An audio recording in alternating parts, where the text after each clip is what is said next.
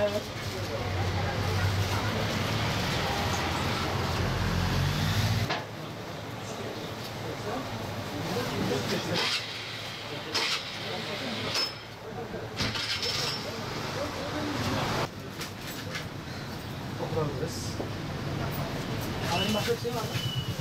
Abla teşekkür ederim. Bereket versin. Hayırlı Ramazanlar. Hemen. 200 lira. 200 lira. Tamam.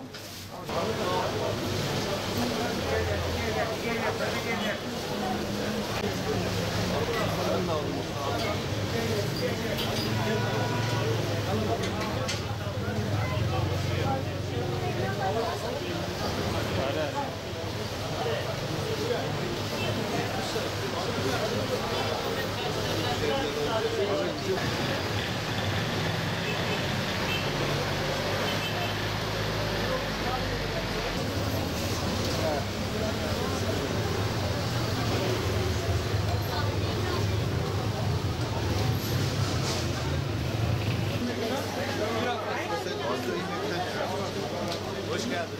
Biz böyle dururuz. Sen bilirsin.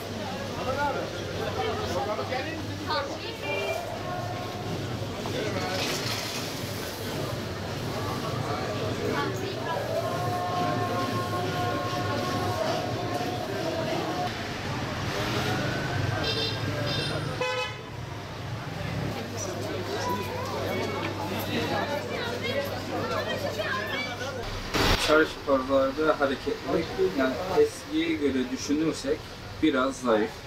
Bu 2 günden beri biraz hareketlenme oluyor. Ama eski Ramazanlar tabii, onlar çok tatlıydı, onları özlüyoruz. Yani çok bir şey yok. Hani bu depremlerden dolayı olsun, bu yağmurdan dolayı olsun biraz düştü.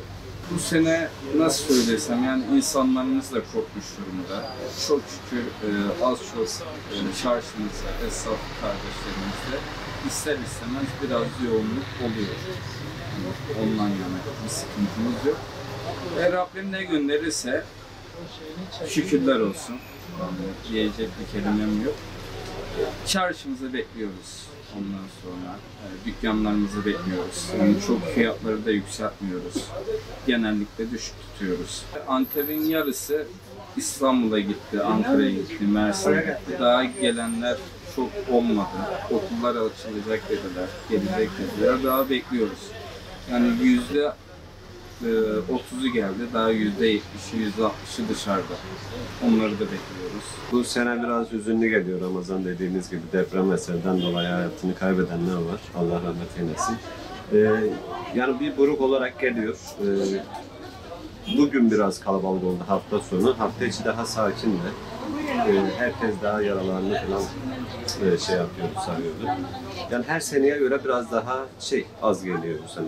Yani %70'i tekrar geri döndü. %30 daha gelmeyenler var. Artı bunun yanında bir de bizim Nisan aylarında falan turlar olurdu. Bildiğiniz üzere şehrimiz bu aylarda daha kalabalık olurdu. Daha sakin bir seyir oluyor. Herhalde bu da yine Ramazan bayramını falan bulur.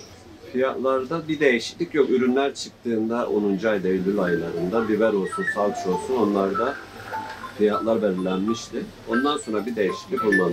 Bu olan depremlerden dolayı üzgünüz. Herkes biraz daha haline vaktine dikkat etsin diye düşünüyoruz. Önce nefsim olmak üzere. Yaptığımız yani alışverişimize biraz daha dikkat etmemiz gerekiyor. Depremden sonra işler iyice düştü. Umudumuz Ramazan. Dünle bugün biraz hareketlenmeye başladı. İnşallah önümüzdeki birkaç gün içinde de işlerin biraz artacağını ümit ediyoruz. Yani Antep peyniri depremden önce biraz yükselse geçmişti. Depremle beraber fiyatlar yerinde duruyor. Şu an için bir yükselme yoktur.